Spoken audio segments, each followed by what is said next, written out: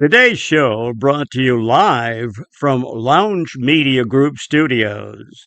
It's Pedro with the Logistics Lounge.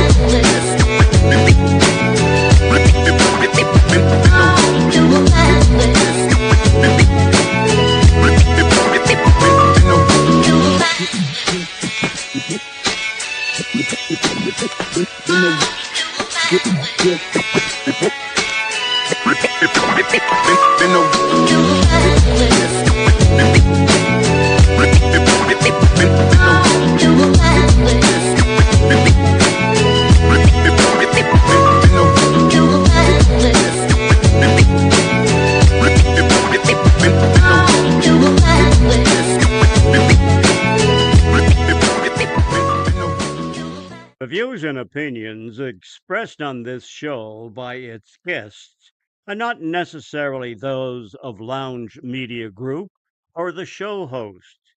So if you sue someone, make sure it's the party responsible for hurting your feelings. Also, grow up, be an adult, and understand not everyone thinks like you. And that's okay.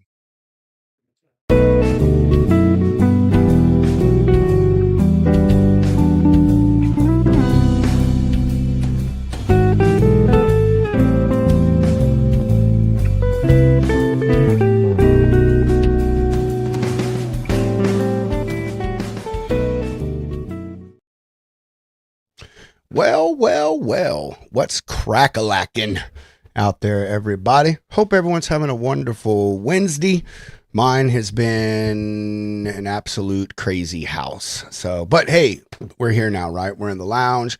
We got our boy JR with us. We're going to chill, kick back, pop a top, talk shop, and we're just going to have a good time. But before we do, going to catch up on some stuff. Been a little bit MIA. Shows have been a little weird. I know schedule's been kind of all over the place, but we had some things planned here in the lounge. We had the Wheel Jam truck show going on, and then we had to go up to Chicago, hang out with our homies at Freight Ninja, do some things up there. So we had to put the show schedule on a little bit of back burner, but I tried the best at I could to make sure I was still putting some stuff out, man. Let y'all know what was going on. Tried to go live or went live there at Wheel Jam. And we had an amazing show up there in Chicago last Thursday. So hopefully everyone has had their little fix of the lounge, and we are going to be back on a normal schedule for quite a while now, for at least the next month and some change, because we will not be leaving again till Texas Trucking Show. Really looking forward to that. Good friend Dale Prax with there we go, Freight Validate. He's going to take care of me and send me there, and we're going to have a wonderful time doing our after party with the Greater Houston Trucking Association again at Kirby's Ice House. So always look forward to that. And I don't know. That's about it for right now. We'll talk about what we got going on, next week or later on this week, next week. More shows, all that stuff at the end, like we normally do. But we're going to move things right along here. I'm going to get into some news. Pretty good story here going on. So figured everyone would be interested in this because we got a trucking association that is suing some folks, suing the government, trying to make things right. So let's go ahead, get to this news. Lounge Media News, brought to you by AR Doc Pro and sourced from truckingnewshub.com. All right. Like I said, Trucking Group here has filed a lawsuit to revoke California and New York states' abilities to issue CDLs. Small Business and Transportation Coalition, better known as the SBTC, has filed a court petition seeking to force federal regulators to decertify the CDL programs of New York and California. The petition filed June 10th asked the court to review actions by the FMCSA and the US DOT and order those agencies to revoke authority of New York and California to issue CDLs. This is escalating a dispute over immigration-related licensing policies and the ELP, or English Language Proficiency, requirements for commercial drivers. The SBTC argues that the FMCSA has already determined that both states were in substantial noncompliance with federal CDL regulations and therefore must be decertified under federal law. Organization contends that federal statutes require the Transportation Secretary to prohibit a state from issuing CDLs once such a determination is made. This filing was made in U.S. Court of Appeals for the District of Columbia, specifically challenges FMCSA's April 16th final determination regarding New York and also seeks relief related to a January 7th determination involving California. The SBTC alleges the agency improperly failed to act on a petition it submitted in May of 2025, requesting decertification orders against several states, including New York and California. This coalition said that the FMCSA audits initially identified 24 states and the District of Columbia as being in substantial non-compliance with federal CDL requirements. According to the filing, New York and California ultimately received final notices of their noncompliance after federal reviews of their handling of non-domiciled CDL and permit applications. Finally, petition alleges that New York's noncompliance rate exceeded 55%, while California's was about 25% during those federal audits, and they argue those findings legally trigger mandatory decertification processes. So we'll see what happens with this, right? As usual, ladies and gentlemen, there's a lot more in this article than I read. I just try to give everyone the cliff notes. It'll be posted up here in about 14 minutes. You can go and read the thing in its entirety. But really interesting stuff here. We all watched this kind of unfold in real time, when all this ELP non-domicile thing came out, and then they started doing audits of the states, trying to find out who wasn't in compliance. New York and California, obviously, were front page above the fold news on this thing the entire time about, how they weren't just keeping up with the things they were supposed to and were just, grossly incompetent of the way that they were handling their CDL program. So I agree. They should have been stripped, should have been 100% stripped, taken away. If you can't be in compliance and you reach that legal threshold that you shouldn't be doing these type of things and issuing CDLs, definitely should be stripped until some type of auditor or whatever come back in there, point out exactly all the things that's wrong, and you set in place a plan to correct all of those issues. So we'll watch this unfold as I get some more info on it. Things keep going. I'll keep the updates rolling on it. But there you have it.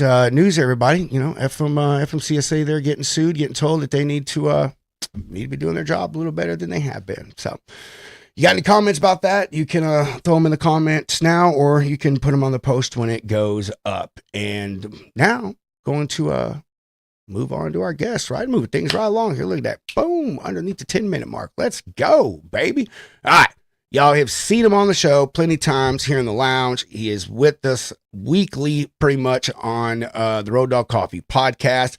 So finally have got him in here as a solo guest to talk about his background in trucking, where he's been or what he's been, where he's been, how he's been doing it, and how he's been able to survive in it this long.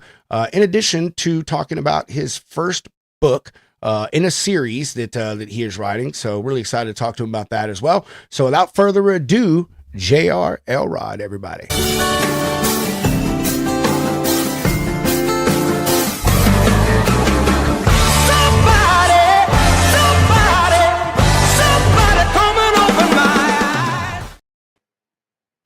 Boom. Just like I promised you, gangster rap. I didn't hear it. I couldn't hear anything.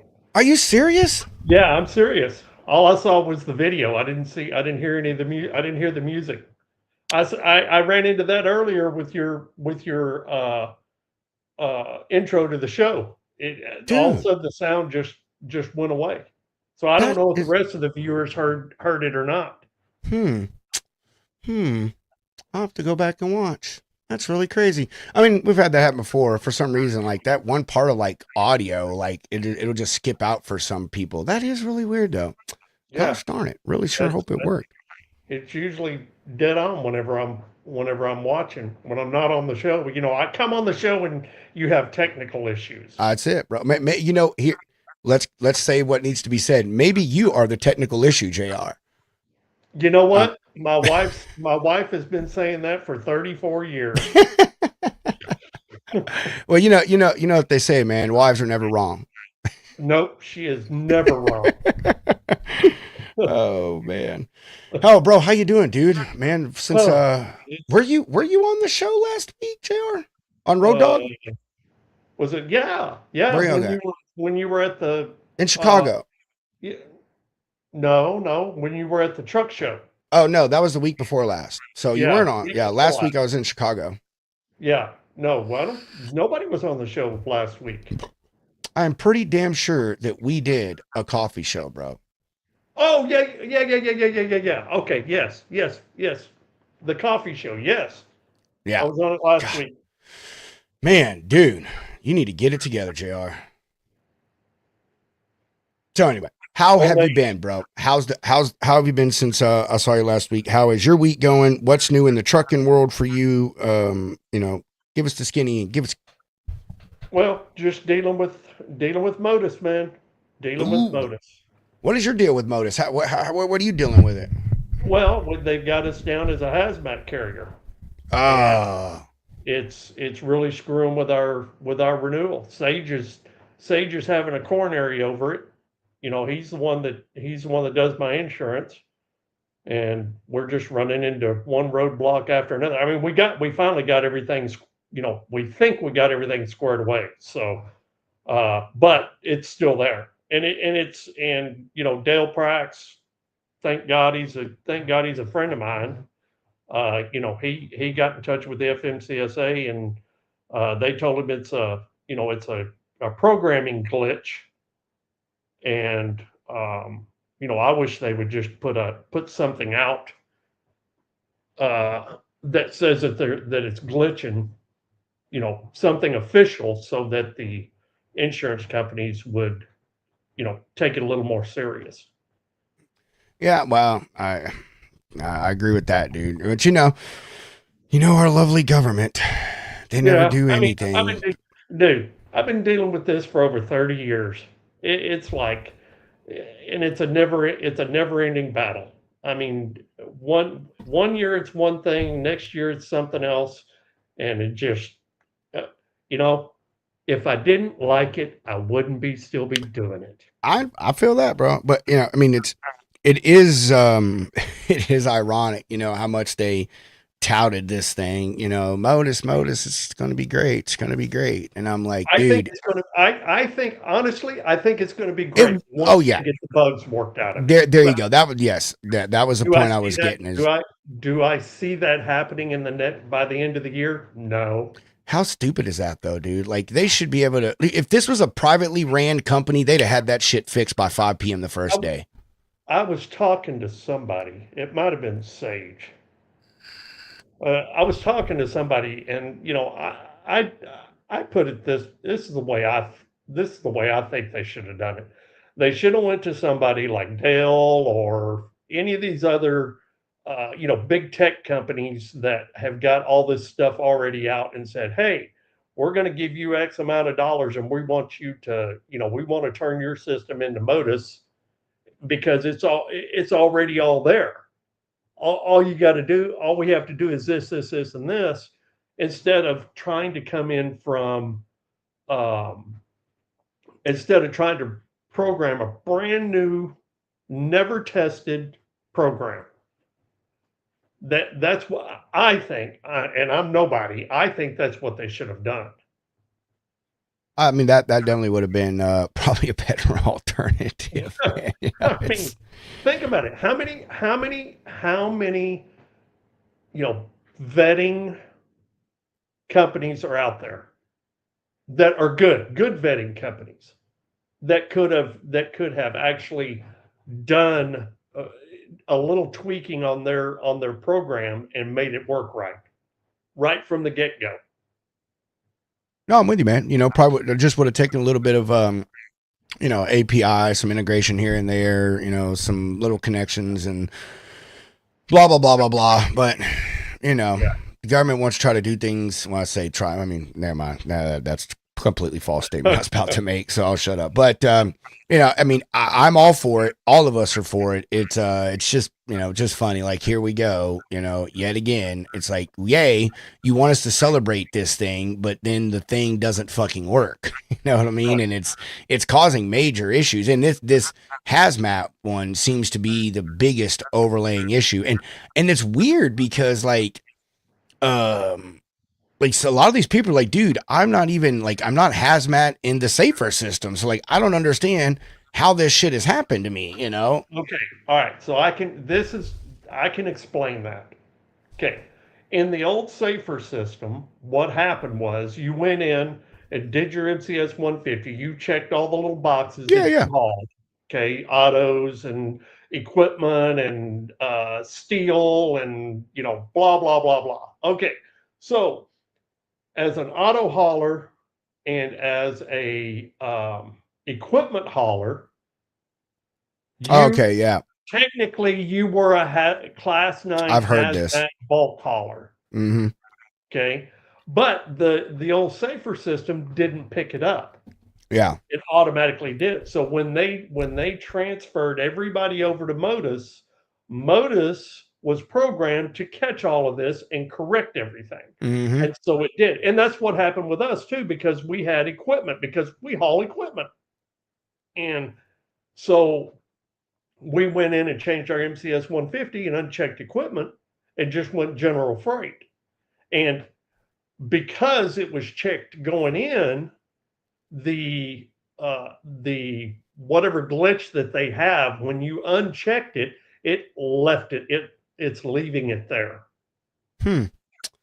Interesting. I heard what you were saying, what you said though about the auto hauling equipment thing. So that's interesting, man. I mean, you would say it's a glitch. I mean, it kind of did what it was supposed to do. It just did it the wrong way. You know what I mean? So right. Yeah, and again, and you figure it would be as easy as them going down the hall and knocking on the door and be like, "Yo, Jim, we need you to go in here and fix this shit." You know what I mean? But that is apparently not the case, man. So that really sucks, dude. That's an absolute fucking nightmare. Well, other than that, how's the week going, dude? I mean, everything fine, copacetic. It's going good. Yeah, the bar boys are out running the roads, and we're continuing. Well, we got a week reprieve from our project that we've been running for the last month and a half, because the job site's going to be closed on Friday because of Juneteenth. Yeah. So, and our delivery day right now is Fridays. So, we gotta, we're off a week from that. So we're out running other customer stuff right now. So, gotcha, dude. How many trucks do y'all have, JR? Technically we have 4, but I got 3 on the road because one's sitting in the yard with a blowed up motor in it. Ooh, damn it, son. That sucks. Yeah. Ooh.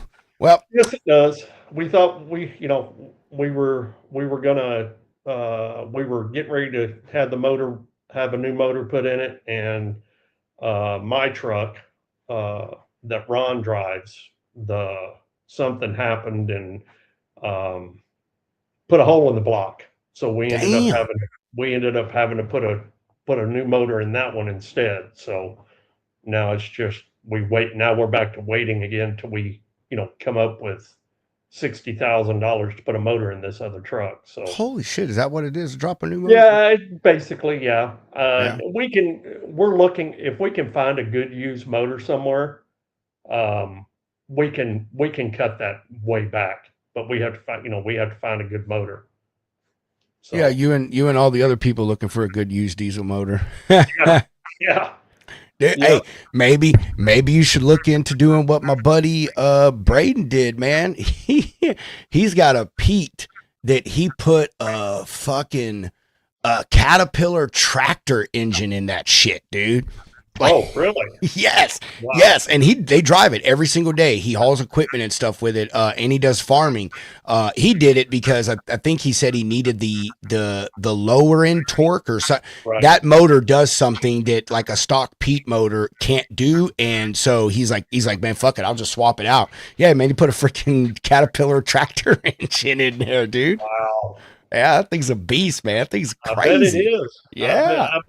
I bet he could. I bet he could attach that to the moon and pull it all the way to Mars. Prob freaking bleed, dude. Probably. And like I said, his main gig is farming. So I mean, man, he's hauling around those big ass spreaders like almost on the daily. And he goes and gets his own equipment, and he gets equipment for like other farmers that don't have trucks in the area. So oh yeah, man, I can just imagine the shit that he does with that thing. But hey, there you go. Maybe he can find you a Caterpillar tractor engine, man. Nah, Probably cost you more. I don't like Caterpillar. I don't like Caterpillar, so Oh God. I'm a Cummins guy. You're about to get a bunch of unalive threats in your DMs Yeah, now. I know. But okay, so let me expand just a wee bit on that. Okay. If I could find me an old 3406B, Yeah. I'd buy it. Though to me, those were the good motors, all mechanical. And yeah, parts for cats are more expensive and what have you. But if I could find, I had my first truck had a 3406B in it. I hauled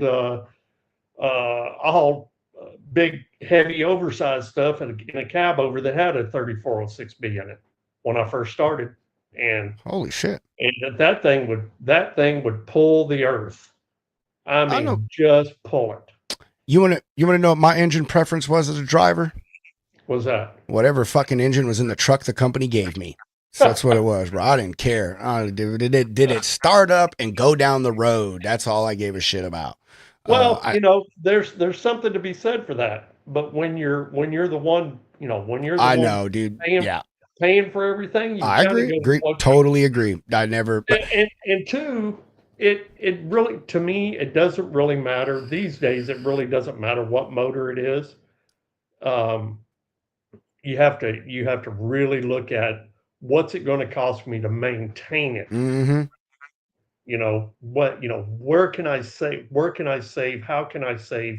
What's going to be my best option? And the crazy part about all of the engines now is they all have the same problems, which is it's electrical issues like ECM shit, or it's all DEF related stuff. Yep. Yep. So like there you go. There you go. There's the two problems: all the dang electronics and the fucking DEF, man. Like that is the stupidest. That is the stupidest thing we ever came up with. This and like that person should be tarred and feathered, bro. I'm like, you can thank the EPA for all of that. Yeah. Well, there was one singular idiot or small group of them who came up with the idea in the first place. Or what it was probably someone came up with DEF by accident, right? They were just messing around in their garage and like, oh crap, look, I just came up with this thing. Just like gasoline, like gasoline was only it only got used. It was a byproduct. And they're like, oh, we got to find something to do with this shit. It's just sitting around. Nobody wants it. What can we do? Oh, we'll make sure all the cars run on it. So maybe that's what DEF was, man. They just invented it by accident. And they were like, hey, you know who will buy this? The government.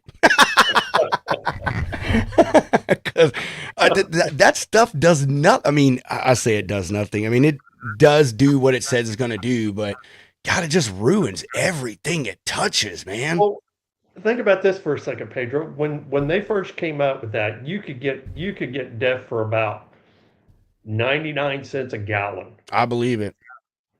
And nowadays, hell, it's as expensive as the diesel is. Is it really? Yeah, it's like I don't pay attention to it. I think when I put some DEF in my 1 ton earlier in the week, I think I paid $4.03 for it a gallon. Holy shit! Now, mind you, it was only what 10 less than 10 gallons, but It doesn't matter. it doesn't matter. I'm Because looking it up right you now. just figure your first 10 gallons of that plus the first Ooh. gallons of diesel. Yep. Guess what? You just paid over $10 a gallon. Damn, look at this. So yeah, you're right. Quick little Google search. National DEF price right now is between $3 and $4.50 a gallon at the pump, and $6.50 to $8.50 per gallon when you purchase the little 2.5 gallon jugs. Holy shit, dude, that stuff is high. Yeah. I ran DEF, in the trucks I did, but again, I was a company driver. I didn't fucking pay attention to that price, bro. Like, hey, I'm Right. going where you told me to go fuel. If it costs too much, that's your problem. You're the one that sent me here. I hate to be there. I took care of my truck, man, but like just some things is like, hey, this isn't my business to be worrying about how much the fuel is. This is your problem. But Right. yeah, that DEF stuff is stupid. I got into it like right before it became a thing. I started driving in 08. And my first 2 trucks, maybe 3 trucks, I didn't have DEF in them. My first truck was a Century Class, and then I had a Pro Star, the first gen International Pro Star, and then I had a Volvo. And I don't think I had a 07 Volvo, and I don't think they had DEF in either of those. No, Pretty it damn didn't come sure. out till 08 or 09. Yeah. Yeah. I mean, Yeah. you had in the 07, you had the EGR and stuff in it, but you didn't have, Yeah. it was still what they consider pre-emissions. Yeah. Yeah, I love those. I hated after DEF. Every breakdown I ever had was DEF related, bro. I'm serious. Every single, but other than tires, like blowouts, whatever. But Right. every single breakdown I ever had, I lied. Besides the International I had, that had like a massive electrical issue. But yeah, every breakdown I ever had was a fucking DEF problem, man. I know the feeling, man. I know the Ridiculous. feeling. I know. All right, JR. I knew this was going to happen. That's why I literally put in the thing and a bunch of other random stuff. That's how I fucking do. Oh, like I know me and Hey, JR, man. every time we get together, Pedro. It is. That's what I was just about to say. Like every time me and this dude get together, we just start a rambling about nonsense, man. All right, brother. So we'll go ahead and dig into it, man. And I'll start you off like we've been starting everybody off here for almost 3 years now. And that is, who is J.R. Elrod, and how did you get to be the owner of Bar Transportation and a newfound author of a book series? Well, this is going to be kind of boring to start off with, but I got out of the Army and didn't know what the heck I was going to do, and jumped in a truck with a friend of mine, and just to kind of figure out what I wanted to do as an adult. And he taught me. He was an owner operator. He taught me all the ins and outs, and told me, kind of explained to me the old fashioned way of doing business. This is how you do it. And he taught me, and and then I ran off on my own, and I was a company driver for about probably 20 minutes, and figured out real quick that I hate stupid people. And it's not that it's not that I think I know everything, because I don't, but I know quite a bit, even back then. And just the way people treated, the way I was treated, and what have you. And I just finally said, you know what? I just need to go buy my own truck and do my own deal. So that's what I did. I bopped around a few leases here and there. I leased a Landstar. I leased who all Daily. Um, Leased to one other company. I can't remember which one it was, but anyway, and I was a heavy hauler, so that's kind of what I did. Pulled an RGN around. Uh, and then I got the bright idea one day that, hey, I need to be off on my own. I know what I'm doing. I can go do this myself. So I did, and lasted about a year, and I lost my backside on it, and lost everything, and turned around and started all over again. Um, I've done that a few times. Um, Anybody that starts out and says that they don't is, either Trump or somebody else, Anyway, I've done the majority of my trucking career has been oversized and heavy haul. I did pull cars for about 8 years, I guess, until everybody and their mother decided to get into it, and the rates went in the toilet, and then I came back to oversize again. Um, then my wife and I started bar transportation. Um, we we started with just me out running the countryside, and then we slowly but surely started building it up. And we've had as many as 20 trucks, a lot of owner operators. A lot of it was owner operators, a few of our own trucks, and just over the years, it's just been up and down, up and down. And finally I just decided that instead of doing the up and down thing, just stick with what I know and how I know to do it, and then start working our way back up again. We decreased the size of our fleet back in 23 due to the freight recession, and we just got down to where we're at now, which is 4 trucks. And uh, I was one of the drivers for up until last year. Up until I think August of last year, and I came into the office full time. So that's my story in a nutshell. Awesome, dude. I love that. And we'll move on to the book stuff here in a minute. Want to kind of stay on the trucking thing, man. It's not all the time that we get someone on here that it has your tenure in the industry, man. You and I talk about this frequently, and we were talking about it backstage. That you've been in this since what, the late '90s. So I mean, you have seen. We talk about cycles in this industry, just logistics period, and that includes trucking.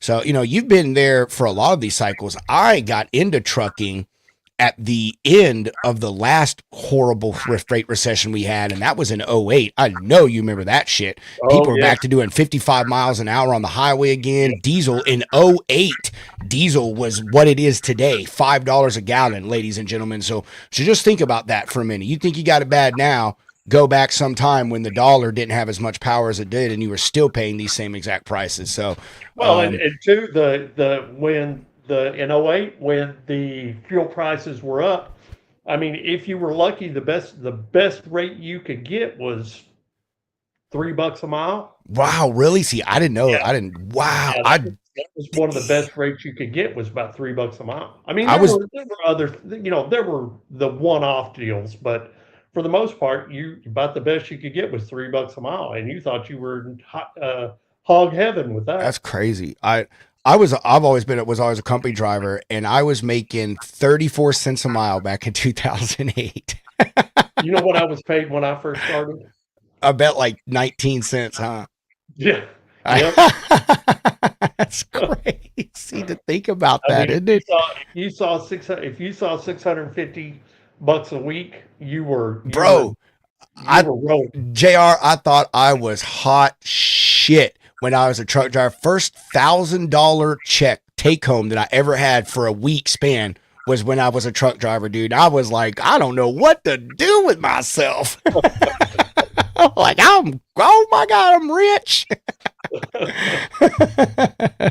Oh man. So anyway, it has changed.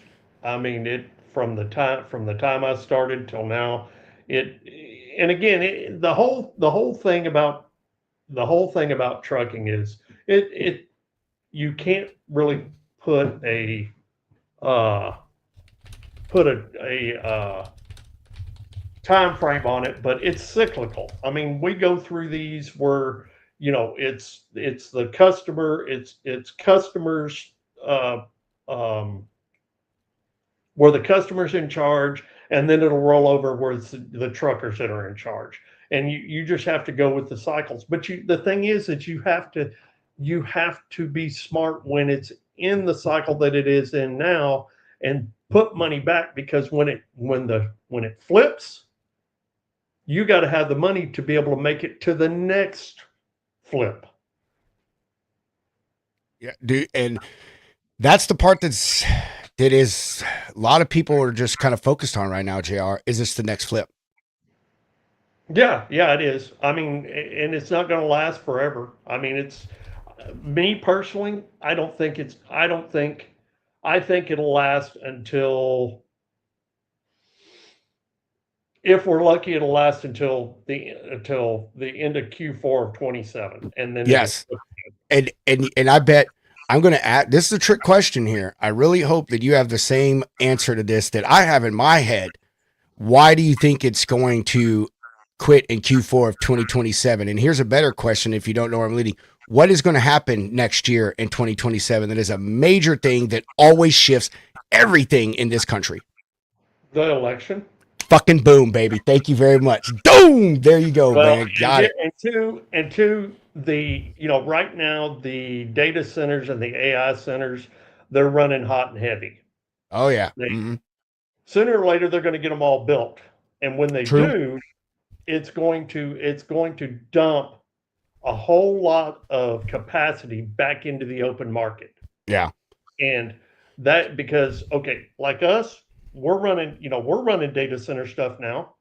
I mean, we're under contract until whenever it ends to this data center stuff. And when it's over, now mind you, we only have 4 trucks, but it's going to dump my 4 trucks back into the market. And now think of it in a larger term. Okay. What about the Landstars and the Mercers and what have you, that have all these trucks that are doing the same thing? It's going to dump all of those back into the open market.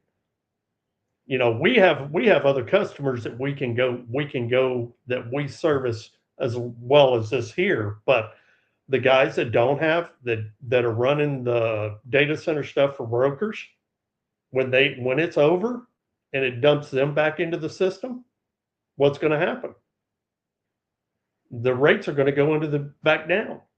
Oh, yeah, man. And, it's going to be the exact reverse effect of what we're dealing with right now. And, that's the thing is, we lost a lot of this capacity that we have recently because of the ELP, the non-domicile driver thing, blah blah blah.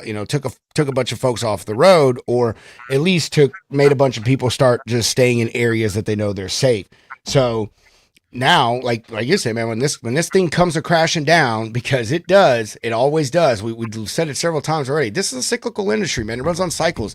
Shit don't last forever in trucking and logistics. And for some reason, even the people that have been in this a long time are still dumb enough to think that the golden spoon is going to keep feeding you forever. And it's going to be crazy. It's going to be a major shakeup. I want to say major.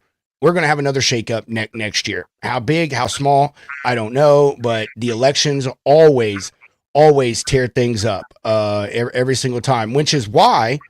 All right, here's some proof for you, ladies and gentlemen. You can go fact check me on this. Last year, not last year, whatever it was, Trump got reelected. everyone got hippity hoppity about it, right? Into 2025.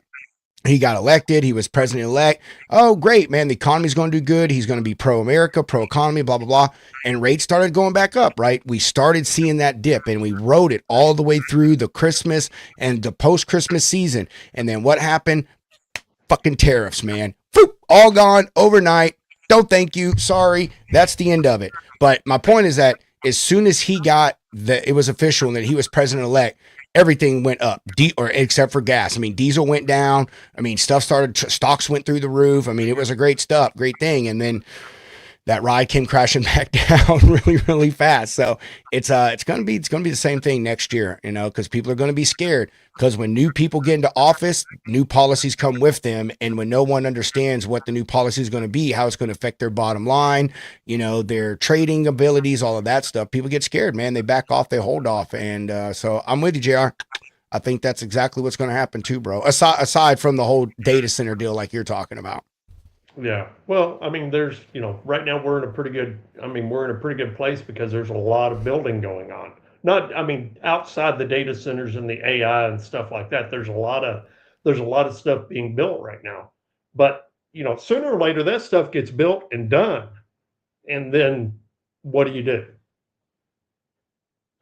True, man. And that goes to another, a huge underlying problem that we discuss a lot, all of us here in the lounge, is a lot of these carriers, bro, they're so damn transactional. Right now is proof of it.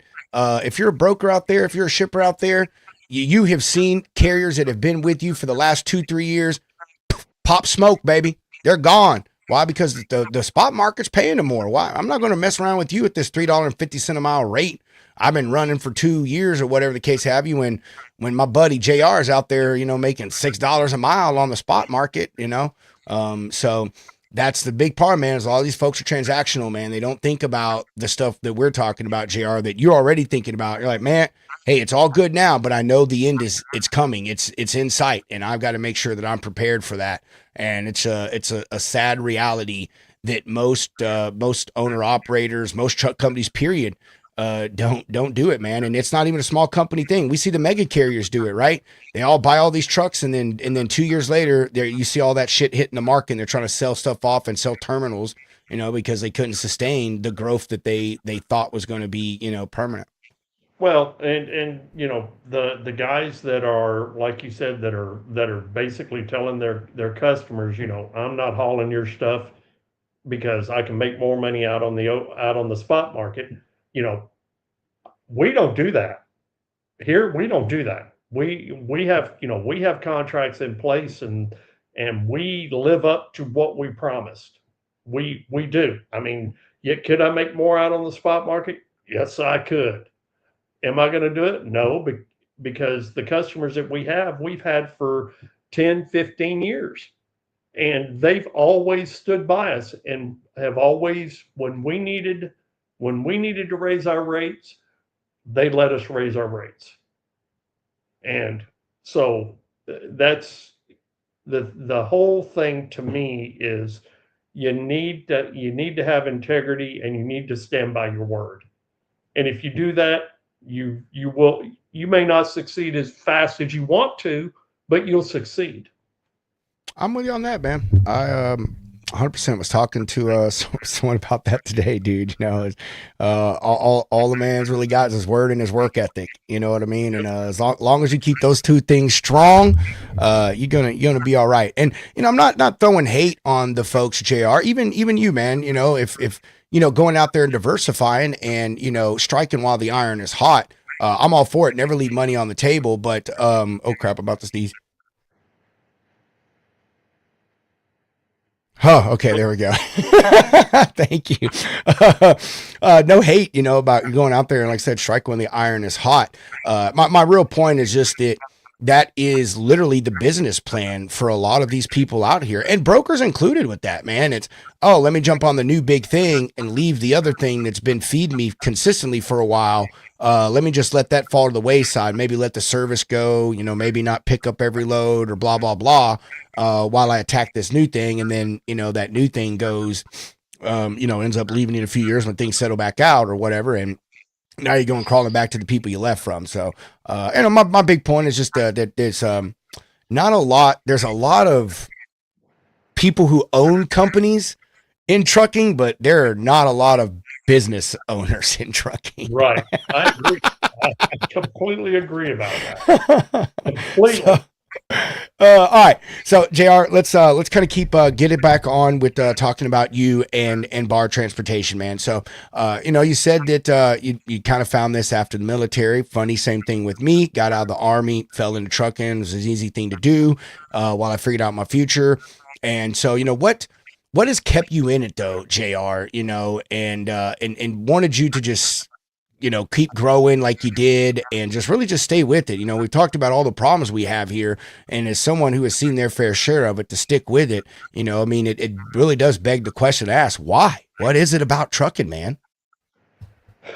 I really hate the same thing day in and day out. I don't like to do the same thing day in and day out. And with trucking, yeah, it's never the same. What you can be on a dedicated run and it doesn't matter. It's not going to be the same. And the people that I've met over the years, like you and all the guys on the coffee podcast and guys that I've met on LinkedIn, is you meet, if you let yourself do it, you meet some of the neatest people out here, whether they're drivers or otherwise, within this industry. Are they all good? No, they're not all good. But for the most part, if you want to sit down and talk, there's somebody that'll sit down and talk with you, whether you have the same views or not. And the whole thing is not everybody has the same view, just like your opening thing said. You have to be able to listen, have a discussion, and then not let it piss you off because the other person doesn't have the same view as you do. And that's what I like about this. It's like even with my drivers, we don't always agree, but we could sit down and talk about it and know that we disagree. And then when we're done, get up and shake hands and still be friends. This really is an interesting industry filled with very interesting people. I am so with you on that, man. And, I was talking with someone about this yesterday, I believe, about, just how diverse just trucking is in this, right? Like, let's not even talk about logistics, just trucking, man. You're a great example. You do oversized or dimensional, man. There's van, there's reefer, there's LTL reefer, there's LTL van, there's this, there's that. There's so many different things. It's such a diverse industry, and with so many different types of people doing different types of things, and it's almost endless, the skill sets that you can learn in trucking and how you can pivot from one thing to another, all the new things you can learn and experience. And like you said, no day is the exact same in this industry. Yeah, you may be in the same truck, kind of doing the same tasks, but no day is different, man. The scenery changes, the idiots on the road change, the craziness at the shippers change. It's and there's always new and developing challenges. Just because you've hauled something 500 times does not mean on the 501st is going to be like the previous 500. You know what I'm saying? It is a very what? If you have 500 that are exactly the same, I want to meet you and I want to shake your hand. I know, that's fucking right. So, I guess a little bit more conservative thing would be if you've done something 3 times, it's gone, right? Because that's probably about all you're going to get, man, doing this stuff. But it's a wonderful place to be, man. Wonderful industry to be in. And I think to call a home, bro. I mean, I've been in this crap 20 years. I tell you, I think I tried leaving it after the first 2, and here I still am, so it is quite amazing. So JR, let's let's talk about your longevity in this, man. And I'm not trying to make an old person joke here. Everyone can see that you have gray hair, so you know that's evident to people that you're an aging gentleman. But like I said, you've seen a lot of stuff, man. So like, let's talk about you as a business owner in this, Jerry. You know, what were some of the hardest learned lessons, some of the biggest struggles that you had coming up in this and building your industry, man? And I asked this to try to give some advice to, you know, maybe, you know, some other new company owners, owner operators that are coming up in this, you know, trying to build. Well, you know, I in the break check podcast or interview that I did, he asked me basically the same question, and I'm gonna say exactly, pretty much the exact same thing I told him. Okay, one of my faults early on was thinking that I knew it all, and that I knew better than, you know, the person that had been in it 10 years longer than I have, and finally I started listening to people who have been in it longer than I have, and even some that haven't been in it as long as I have. Started listening to what they had to say, and actually listened, and didn't tune them out because I don't want to hear what you have to say. Um, and one old guy, and including my wife, also, she is a big part of this too. She said, you know, you need to get with people that you trust, that know about this kind of stuff. Whatever it is, it doesn't matter. Finance, trucking, um, you name it. Okay. I have mentors. I have people that if I have a problem, I can pick up the phone and call them and say, "Hey, I'm going through this right now. What do I do? What would you do?" And they would give me their opinion. Now it's up to me to either listen to them or say, "Okay, well, let me call this other guy, this other person that I know too, that would have an idea of what maybe I should do." So I call and talk to people, or I email people, or whatever it is, and say, "Hey, you know, what would you do in this instance?" And they would let me know. And then I would take what they gave me with what I know, and then I would come up with a plan to get over this, whatever, this hump that I'm trying to get over.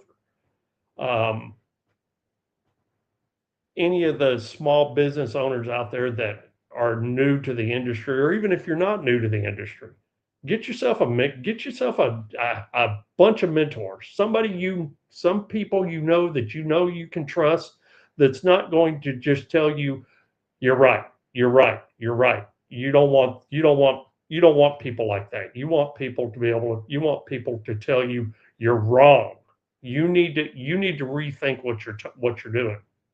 So my advice after 34 years, 35 years, is you don't know it all. Don't think you know it all, and use the people that you know to help you make decisions that you don't know exactly what you're doing. That is a fantastic answer, man. I don't think I could have said it better. And highly have to side with you on that one, man, or very much side with you on that one. And what you said there at the end, dude, took me back to 2008, man, in Fort Worth, Texas, sitting in the driver's seat of a Century class Freightliner with my trainer's dad, Donnie Powell Sr. And dude, he was teaching me how to float because I could not drive a stick in a truck. In the Army, everything is automatic. And no company would have hired me. And he's like, dude, I'll teach you how to float in 5 minutes. And he fucking did. But the thing he told me before we got out of the truck, because I asked him, I said, Pal, or Pal Senior, so everybody called him. I was like, Pal Senior, what advice would you have for me, man, as a new driver? Like, what is the number one thing you think that I need to focus on? And he told me, the day that you think you know everything about this industry is the day you need to quit it. I have carried that piece of information with me in everything I've done, man, in logistics, like period, like because he's so right. And I want to say it may be Jeff Dickinson, but there's someone that is in our industry that is very public, and they say that like you are never a master of anything. You are never an expert at anything. There is no such thing as a master or an expert because just because you know everything today doesn't mean that you're going to know everything about that shit tomorrow because things change all the time, and as you said, there's always a different way of doing things. Someone always has a different way, a different method. It may not be the method for you, but you can always learn something new that could better you and better your company and the road that you're on and so forth, man. So absolutely fantastic answer there, man. And I wish more people in this industry, period, or just fucking ask for advice and ask for help and listen to other people, man. Even me, I've been in this industry 20 years, man, and I've got a new boss here at this company. He's been in it for 5 years, but I've been in it 20 years mainly as a trucker, right? On the trucking side, I'm kind of new to the broker stuff, and here I am, literally learning from someone that I have a kid this guy's age. And I'm like, dude, like fucking guy's smart, man. He knows what he's doing, knows what he's talking about. But he just has a different method, and I'm having to adjust to that. But I like it. I like the way that he's doing. I like his train of thought. So here I even am thinking, oh man, I kind of know what I'm doing, and freaking learning to someone that I'm old enough to be their dad. Hey, I got a 19-year-old son that I learned from. I mean, not for business, but other things. Uh, it's and I learn from my wife every day. I mean, something Is especially she in my watching life. this, JR? Because you've given her a lot of compliments. I know, I know, I Joking. know. She is, she is the reason I'm where I'm at today. Ah, man, ditto with that, bro. It's just, I can't give my wife props enough for what she's gone through for the last 34 years with, with our companies. We've had money, we've been, didn't know where we were going to get our next meal from. But, we've always ended up surviving because we did it together. So it's it's a, we have a great love-hate relationship. I'm with you on that too. My wife and I are the same way, man. People hear the way her and I bust each other's balls, and they're like, "Damn, dude, are you guys on the verge of divorce?" No, man. What are you talking about? Wow, we do, man. We've been together for 26 years, man. Like we're at this point, we're best friends that are married. You know what I'm saying? Like, and we treat each other as such. So I'm with you, man. I wouldn't be where I am without my old lady either, man. She's definitely the greatest decision I ever made in my life, and I'm really glad that I made it early. So, all right, before we get into the book thing, man, because really want to talk about that kind of very much intriguing trucker who wanted to be an author. So, everyone's got a hobby. Really interesting to learn about how you got into that. But before we do, trucking, JR. As someone who's been in this really long time, man, you told us your story, said a lot of your biggest struggle was kind of getting out of your own way, which I think is true for a lot of folks in this industry. And, having to learn and listen to people, make sure you get a mentor, absolutely fantastic advice. But what do you see? We kind of touched on a little bit ago, but what do you see with the industry right now, man? What do you think that we are moving forward, JR, and that things are improving for all of us, truckers, brokers, shippers, or do you think that we are kind of on the decline and the human interaction, human touch, human face, and all of our part of this is, kind of probably on the way out in the next 20 years or so?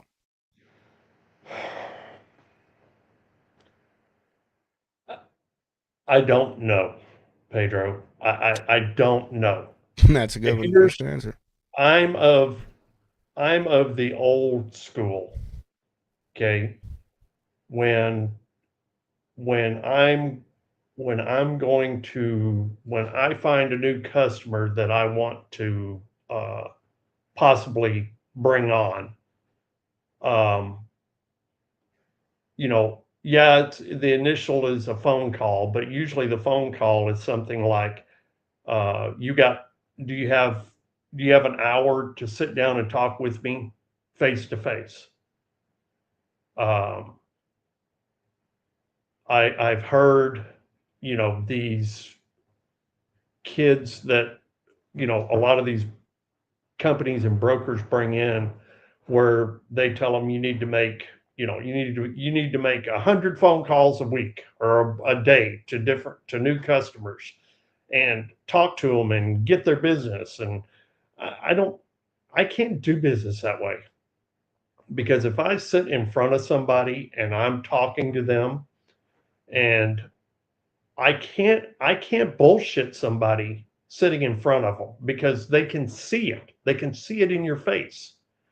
Um, it is it is important to me to have that human face to face handshake, um, being truthful with people. And I think that's where the longevity of relationships between carrier and customer, carrier and broker, broker and customer, broker and carrier and stuff, is being able to actually talk face to face. Okay. I've been on several of your podcasts. You invited me on because I got a loud mouth and because I don't care who I piss off. Uh, and I think once you saw me the first time face to face on the podcast, you could tell I was real. That this is me. Me behind somebody behind a keyboard.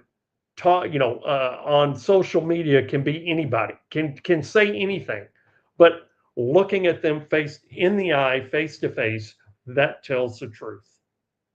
And that's what this industry is lacking these days. Everybody wants to talk on social media or via email.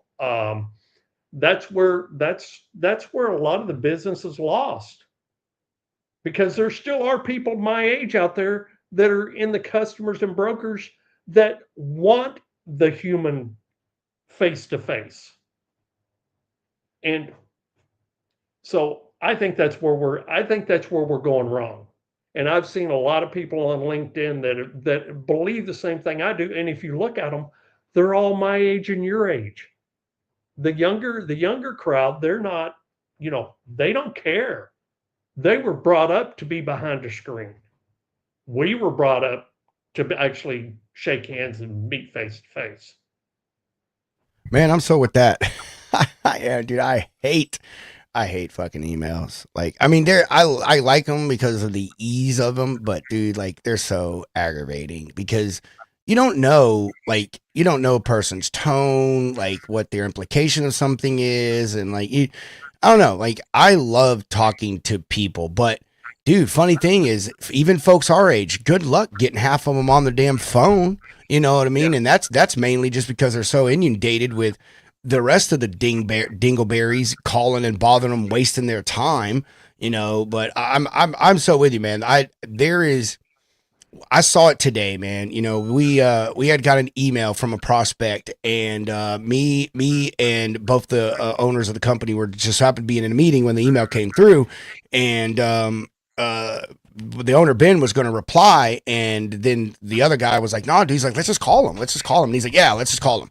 And so we all called him, dude, right there while we're all in the meeting and shit, man. And the lady talked to him for like 30 minutes, dude. I mean, told her almost her whole life story. I mean, wonderful, sweet lady, but dude, we went from a quote to a possible load, to from a quote and a possible load to a load getting set up, and now she's telling us about all the rest of the business that she has and how she has a problem. She's having to use more trucks than she feels she needs, and like, dude, we've already come up with a fucking solution for it, all from a phone call, 30-minute phone call.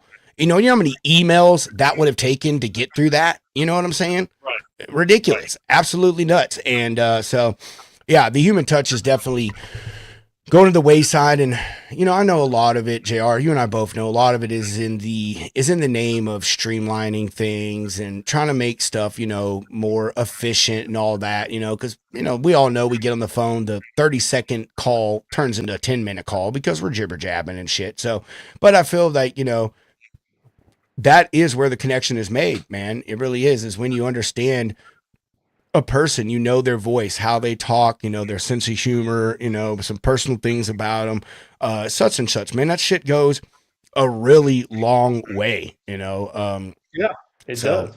and It the does. fact, And our main customer, I mean, I can, we talk through email almost on a daily basis. But there are times that I just pick up the phone and I call him, you know, and have a conversation with him. It might not be about freight. It might just be, how you doing? How's the family? dude, I have a habit that, man, when my customers send me a quote, I immediately call them. just I reply to their email with the quote, and then I immediately call them just to be like, hey man, look, I just sent that over to you. How you doing today, man? Like, what's all going on? What's the deal with this load? Like I just talk to them like I've already won this shit, and what's all going on with the rest of the day? How's this? How's that? Like, I don't know. That's something I just kind of got into in my first part of brokering, was just like calling folks, and because you send your quote, and then if you're the person that calls after that, start asking questions about the load, hey, I have found more times than not, even when I'm not the lowest, I tend to get that load. You know what I mean? Well, Because, to me, if you don't ever lose that, you'll go far in this industry, I think. I'm trying, bro. I'm trying to. So, but all right, JR. Let's get into the book, man. Let's talk about that stuff. So, where did this come from, man? I mean, is where did the decision to not just write a book, but I mean, kind of come up with a series of books, man? Let's run us through that whole thing, and then tell us about what Frozen Freight Iron Reach is about. Well, where did it come from? Over 30 years of writing it in my head. I've always, had this inkling in the back of my head to do something like this, and just never took the time to do it. I was always too busy. I was, always this, always that, and uh, I have one of my brothers that passed away. He wrote a few books.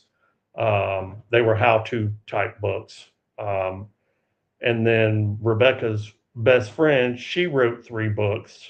Um, and then I've had a couple other people I know that have wrote books. And one day I just literally sat down at the kitchen table and just pounded out oh, I think it was the first, I think it was the first 2 chapters. And I gave them to my wife and I said, here, do me a favor, read. We were going to Dallas. I said, here, read this on our way to Dallas and tell me what you think. And she read it. And first of all, she looked at me and said, who are you and what'd you do with my husband? Um, and she said that, it was, the storyline was good, but it needed some work. So when we got back, I sat down and I went back and I did, kind of did what she said, what she told me to do, and then gave it back to her. And she said, this is where it's at. This is how it needs to be done. Um, it's the the series. I honestly, when I first started, I thought it was going to be just one book just to see how it did. And then the more I got into book one and got through book one, it's like, well, wait a minute, these guys have a lot more in them. They have a lot more to say, a lot more to do. And so that's whenever I decided to make it was supposed to be 4 books, but now it's going to be 5. So, It'll be um, fucking 6 tomorrow when I talk to JR. Guess no, what, well, Pedro? maybe. I mean, and here's the kind of not the nice thing about it. Okay, and people who have asked me, I tell them that the majority of these books are to honor the bar boys, which is my guys that are out there every day doing the job. And every one of them are in the book. Every last one of them are in my books. That includes Brett, my operations manager. That's Ron, my lead driver. That's Chad and Ducky. They're all in the book. And, we're a big family anyway. And so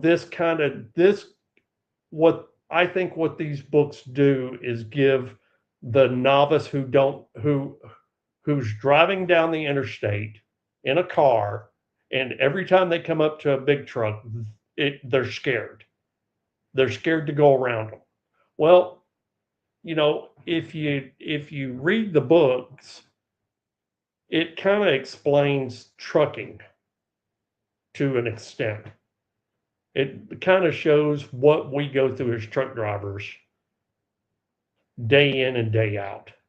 Yeah, it's set to, it's fiction. But absolutely nobody wants to buy a book on how to drive a truck. Nobody wants to buy it. Nobody wants. I don't know, JR. If you and I got together and did a whole trucking for dummies thing, I think we could sell it, bro. I think we could sell it. Me and you. You think? Yeah, me and you. We can try it. Trucking for dummies. You remember those books, bro? You remember those books? Yeah, I do remember it. Anyway, so it took me a little while to get it all written, and then my wife is my editor.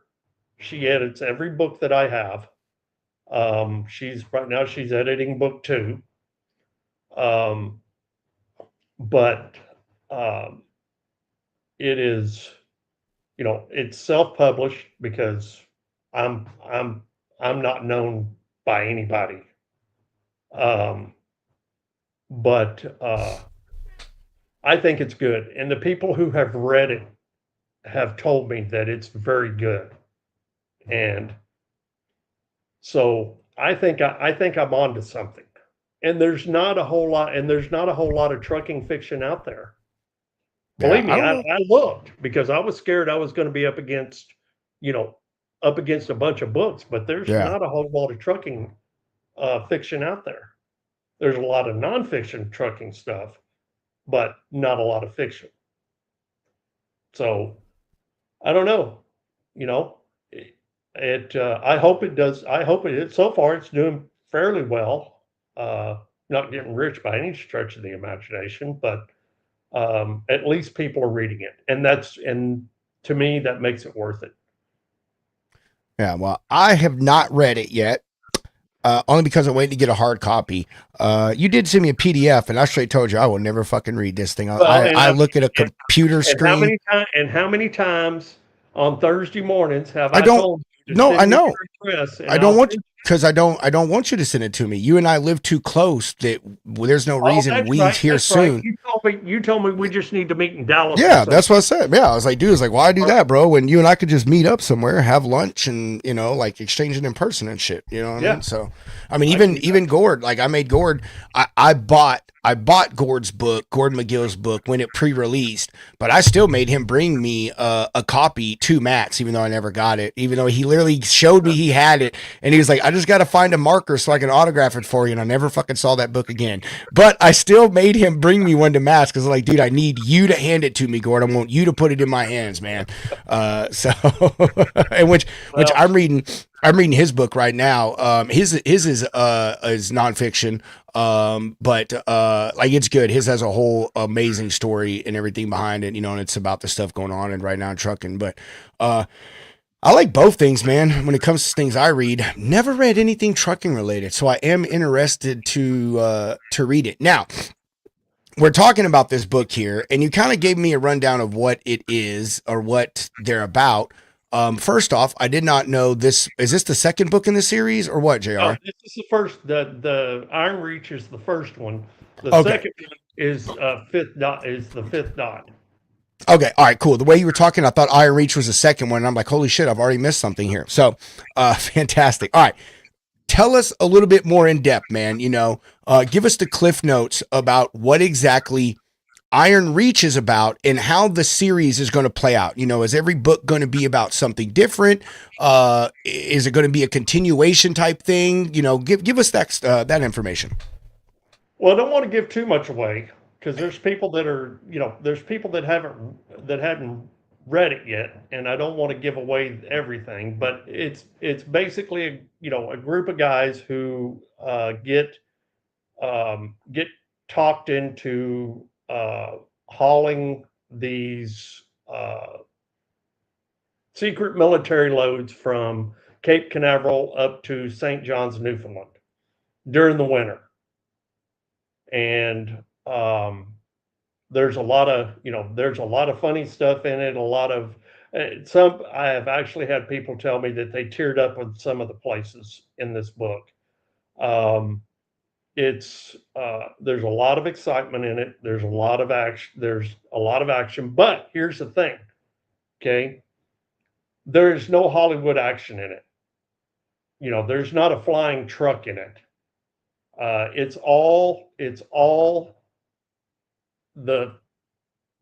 It's every bit of it is almost something that we go through day in and day out.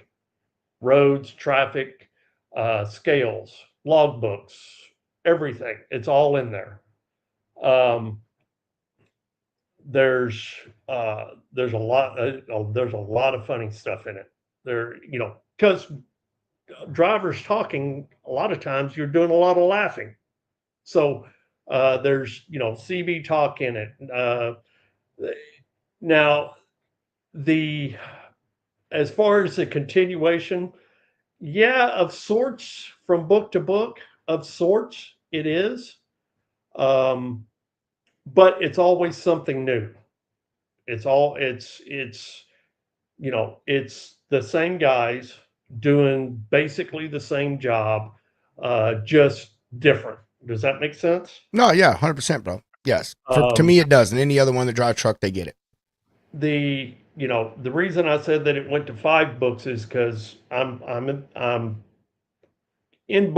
writing book 3 now, and the more I write it, the bigger it gets. So I'm gonna have to split book 3 into book 3 and book 4, and then book 4, of course, moves to book 5. It's all in my head. It's always been a 4-book deal, now 5-book.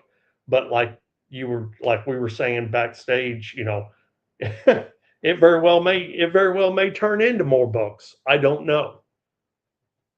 So I think I'm doing a fairly good job. I mean, I've had people that don't know anything about trucking that have read it and have told me it's great.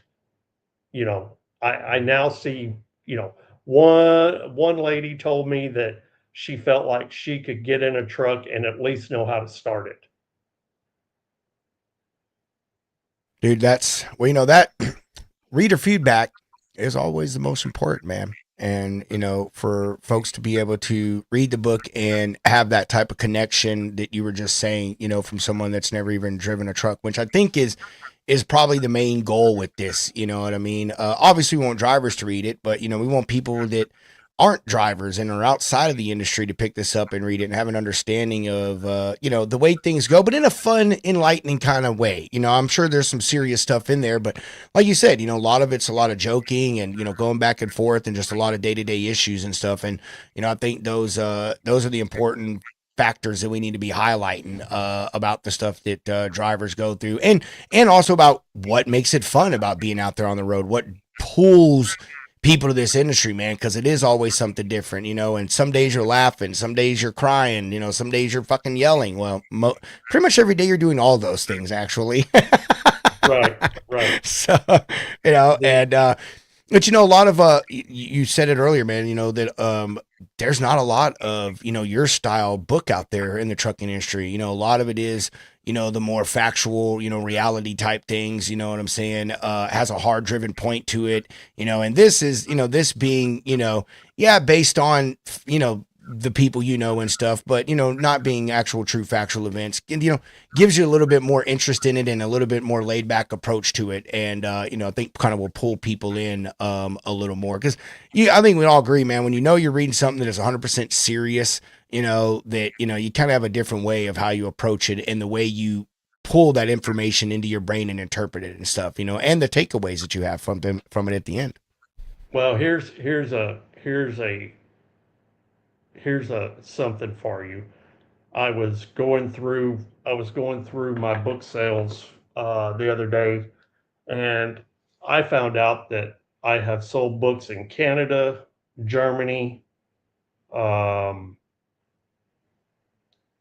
Germany, uh, England, and Britain. I've sold books over there, That's pretty dang cool, bro. That's and pretty cool. it seems to be getting more reach than I ever thought it would.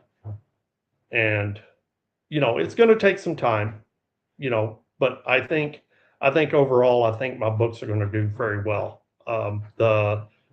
The lady that is helping me quote unquote publish my books said that she finally read it the other day. She finally got done reading it the other day, and she said that if the rest of my books were as good as the first one, that she feels that I'm going to have a pretty good following. Dude, that's awesome to hear, bro. That's amazing. And I'm rooting for you. I think they're going to do good, man.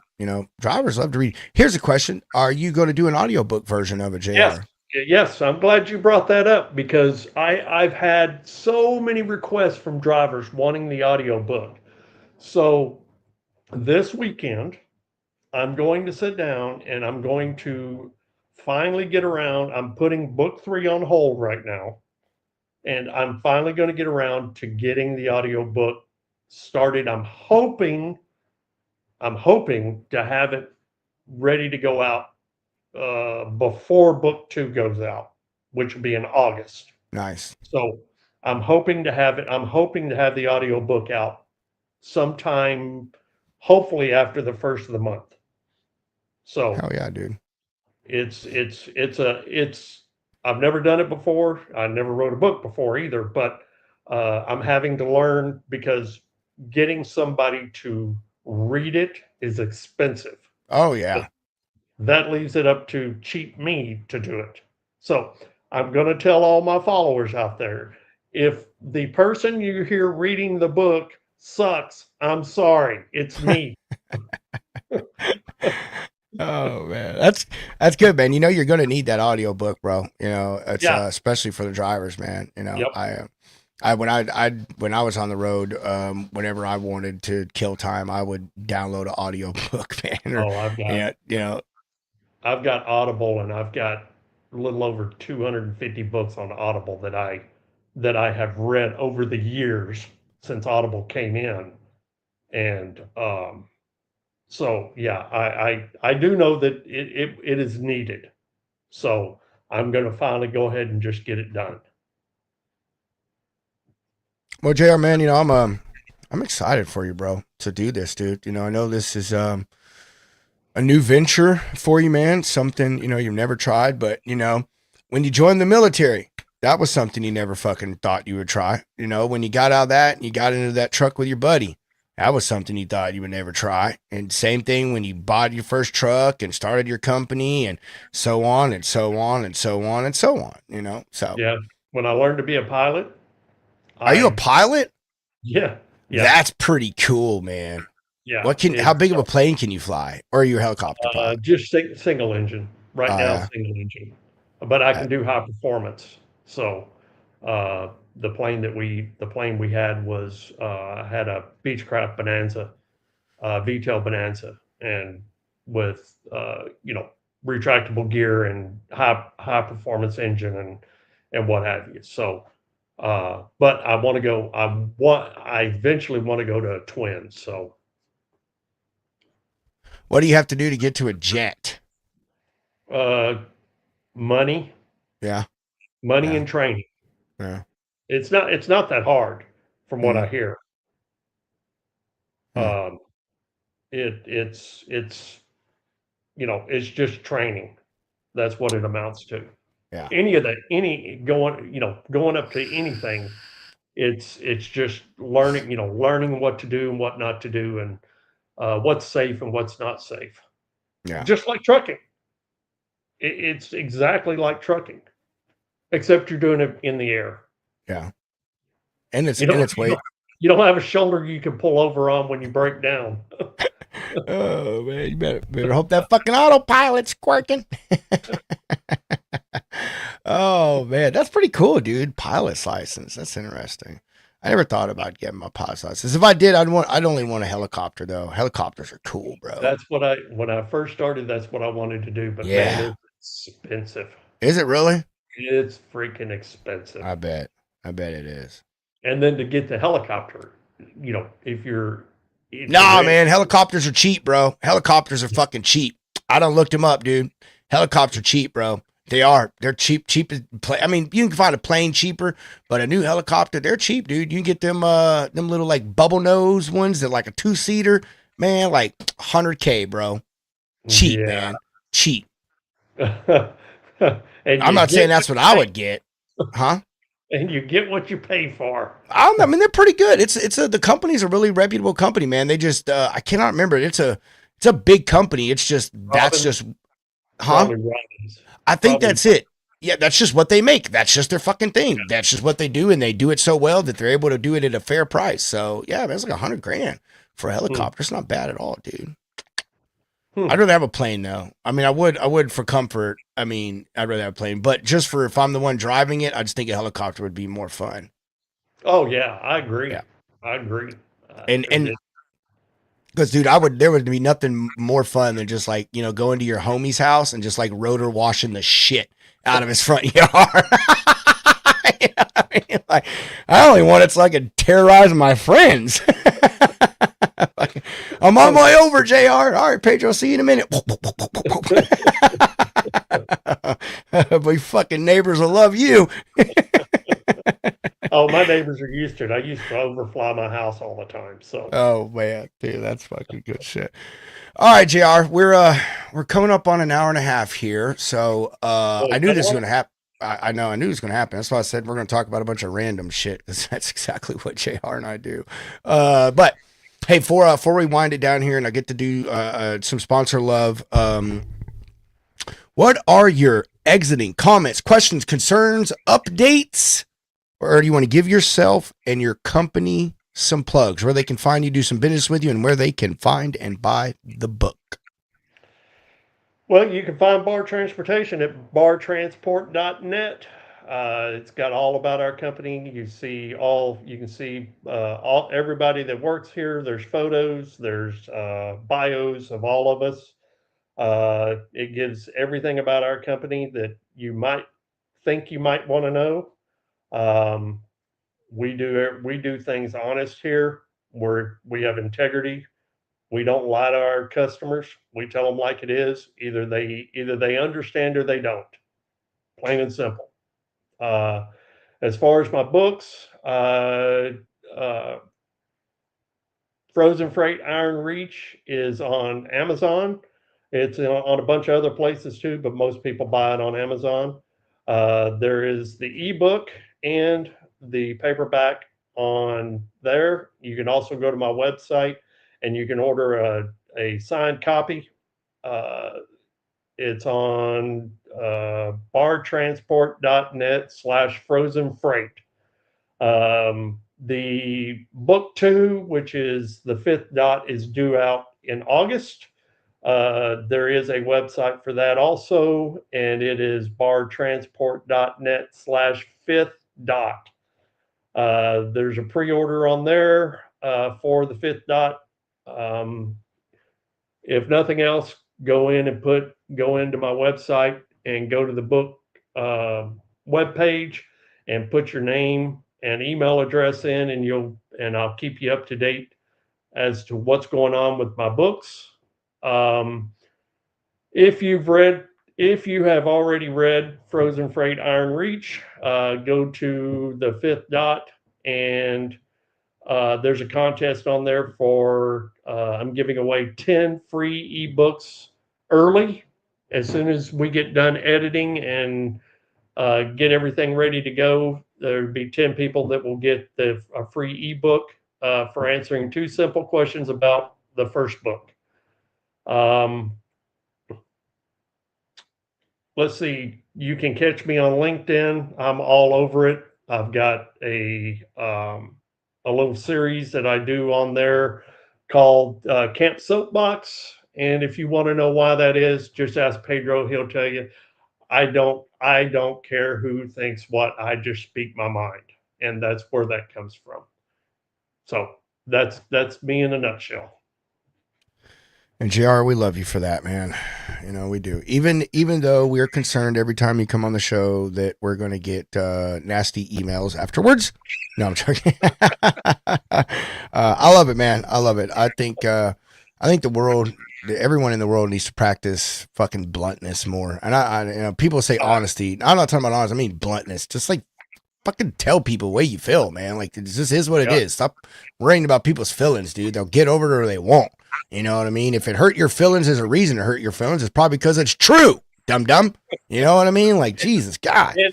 There have been many people on LinkedIn that have told me I have the gift of gab. Bro. Because when I comment on something, it should be an article all to itself for the comment. I have the gift of shit talking. That's my gift.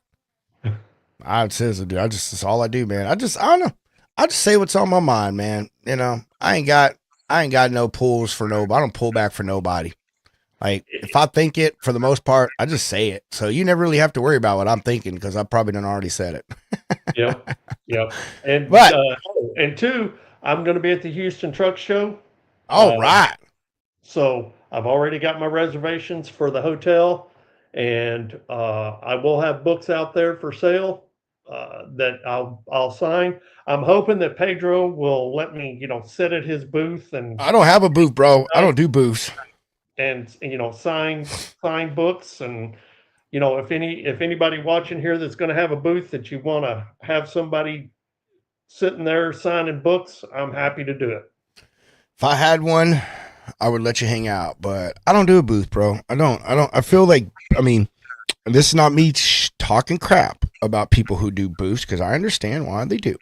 But me personally, I say Hunter and I, when we came up with this thing, like, I don't know, when you do a booth, you're tied to that thing, bro. Yeah. Like you are fucking stuck there, man. And I don't want to do that. Like I am too energetic of a person just be standing in one place all day, shaking babies and kissing hands. You know what I mean? Like I can't be doing that. I agree. I don't think I've ever done a booth at a truck show. I walk around, I usually have t-shirts made or something for advertising, and I just walk around. Yeah. I'll gladly come crash your booth and I'll come hang out with you at your booth. If you want me to come there and chill or whatever, I am so happy to do that.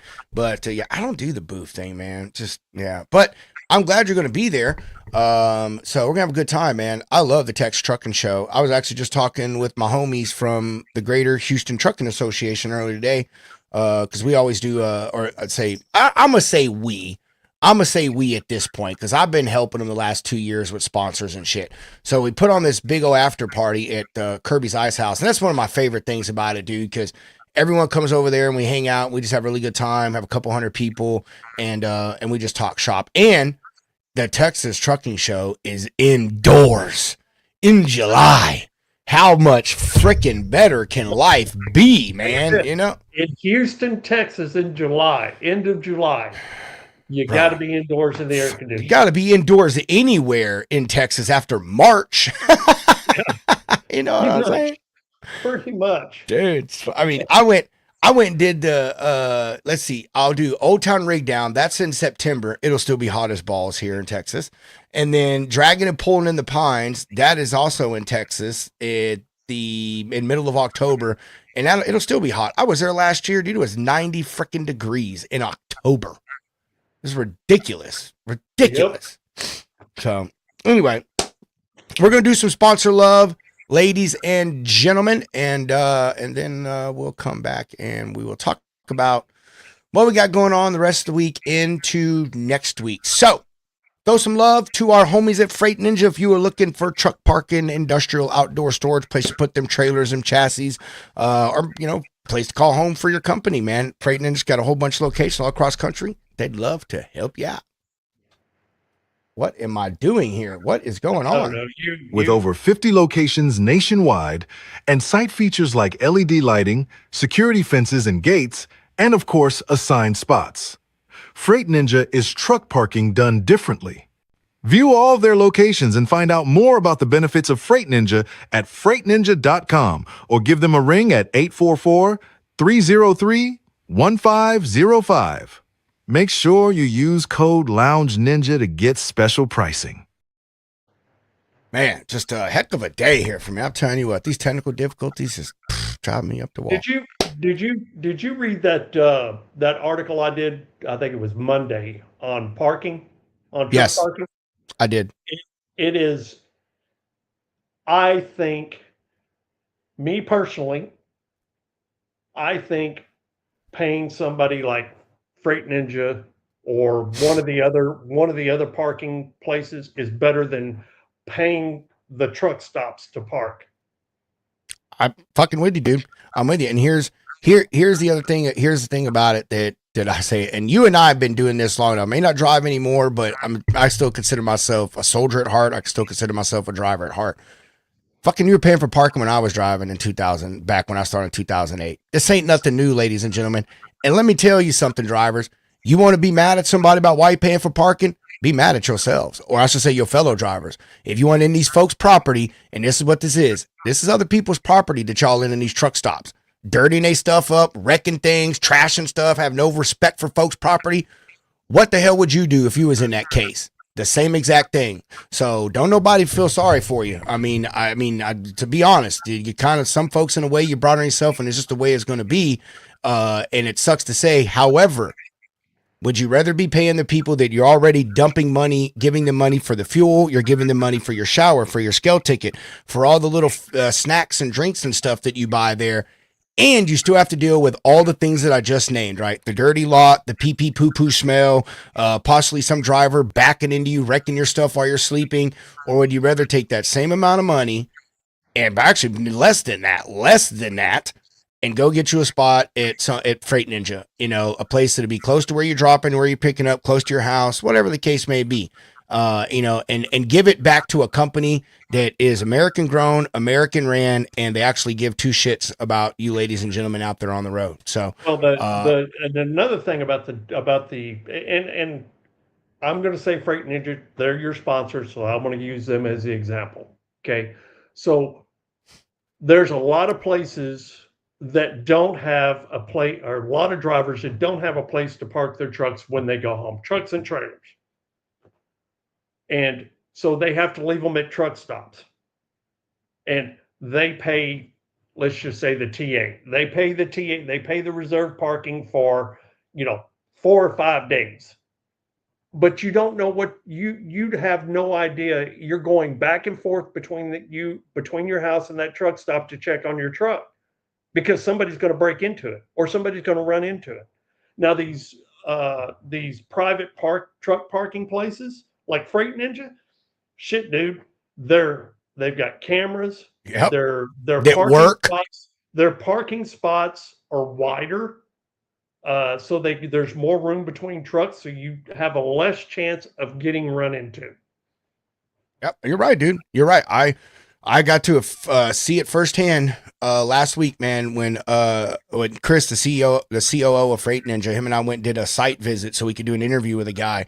And I saw it there, man. Like, I mean, the place was massive, dude. It was absolutely massive. And even the spots you have to back in, you can straight back it. Like, there is so much room, you don't even have to worry about angle back, and you just pull yourself up and straight back right into the damn thing. And in addition to it, another good point that you brought up that I noticed when I was there is it also gives you a safe place to leave your car.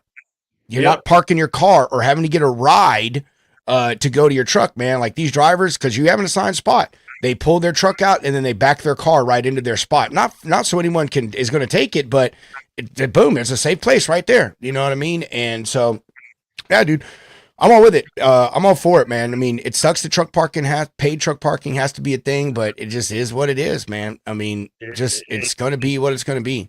To me, it's great. I A think lot of people like it more, JR. Like, a lot of people like it more than doing it at the truck stops. And a lot of people are like, oh, well, where am I going to shower and get something to eat, da da da. And it's like, dude, like, I don't know about y'all. Like, when I was a driver, I used to take my shower during the middle of the day. Like, I would stop, and this was even before 30-minute breaks. I would stop and take a 30-minute break, and I would go fucking shower in the middle of the day because truck stops are empty. Nobody's there. You know what I mean? And as far as getting something to eat, I mean, every place delivers now, and this is an actual address. You know what I mean? So, here's my question. So you said I don't think I've seen one of the Freight Ninja places yet. What are they doing for oversize? How are they doing oversize? they don't have a ton of oversize, but what they do, they basically, like, they work out a deal with multiple spots is what it is how they're doing it. So you're getting multiple spots and they're working out a deal on the cost of it and stuff. I want to say, I could be wrong on this. Actually, I know I'm not wrong on this.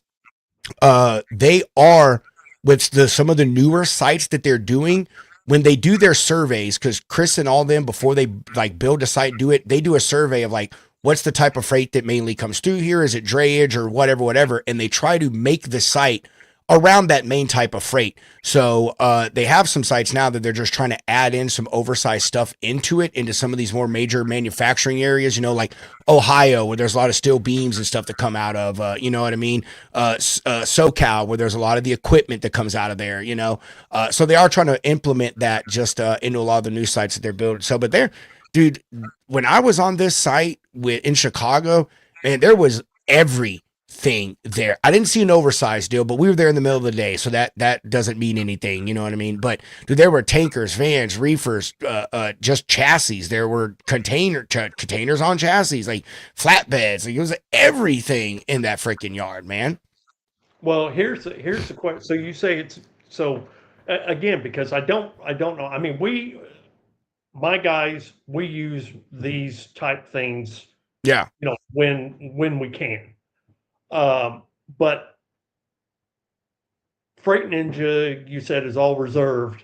So what happens if you pull in there, you know, let's just say I pull in there with an oversize, want to pull in there with an oversize one night. How do you know what is reserved and what is not?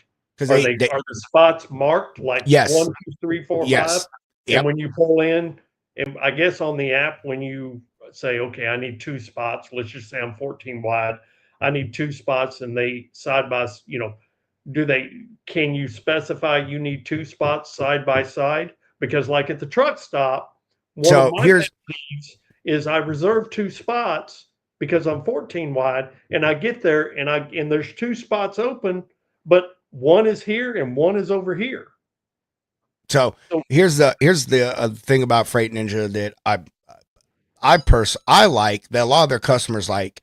They don't do an app, man. They are developing one. Chris said they're developing one just to make things easier for the people that they book with, but they like talking to people for the exact thing that you just said. Like, they want to know, what are you coming here for? What are you bringing? What do you need? Do you need a spot here? Like, here's an example. Chris told me about a guy that they have that rents spots from their yard, and he specifically requests a spot closest to the cameras because he hauls nothing but high value freight. And as part of his contract, the truck has to be under watch, like 24 hours a day or whatever. So when this guy has his spot, he has to be close to a camera location, you know, so they can see clearly. Not that the camera doesn't see the whole yard, but he wants to be close. So if anything happens, he has the clearest picture around his truck of something that goes on, and they meet that accommodation for him. So, you know, that's the thing about. So yeah. If one of my guys wanted to stay there, they pick up the phone and they call them and they say, hey, this is what I need. Yep. That's it. This is where I'm going. This is what I need. You know, here, you know, this is the site that you have closest to me that I'm looking at.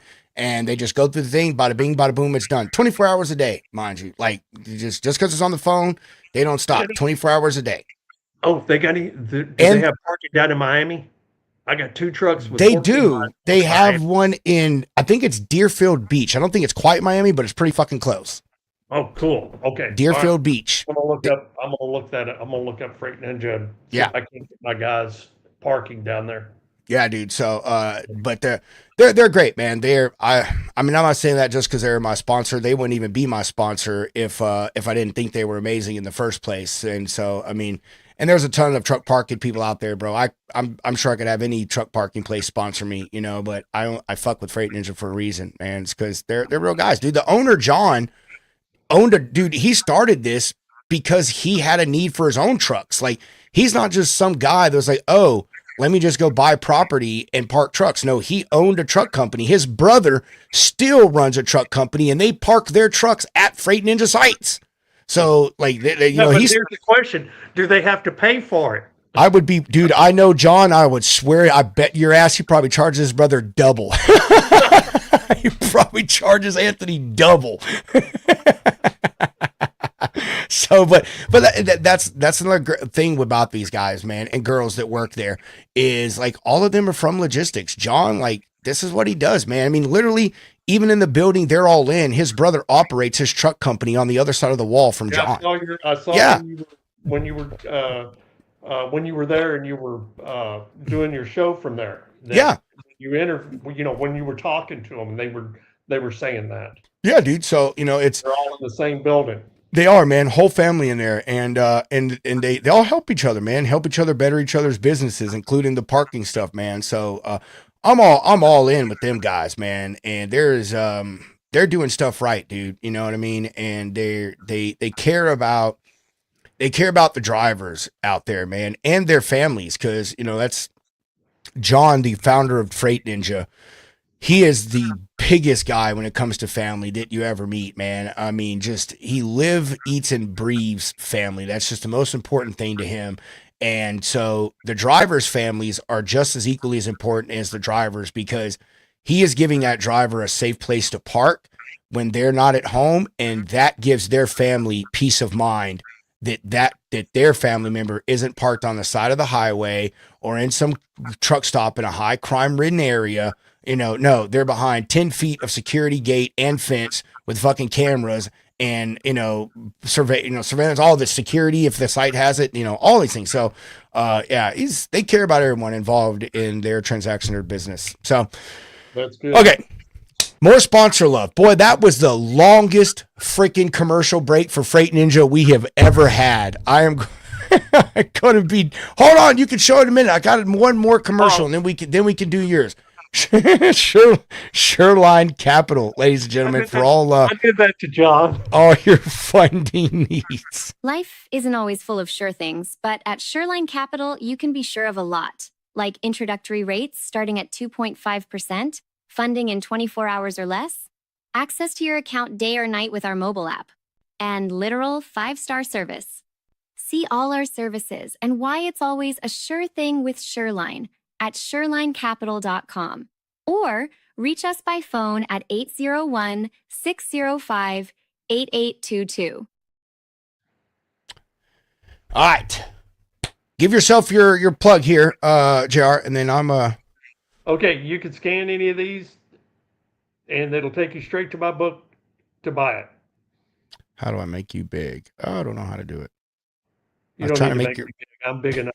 I was trying to make it bigger, bro. Okay. All right.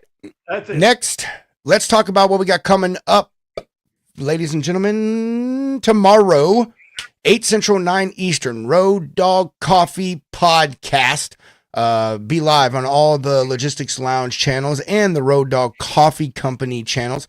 Make sure y'all tune in for that. Wonderful, wonderful show, everybody. We're just going to sit back, relax in the morning, drink some coffee, talk about things happening in trucking and logistics, and probably a bunch of other random crap. If you've ever watched the show before, you know exactly what I mean. It is a wonderful time, though. So make sure you watch in, chime in on that tomorrow morning. Again, 8 Central, 9 Eastern.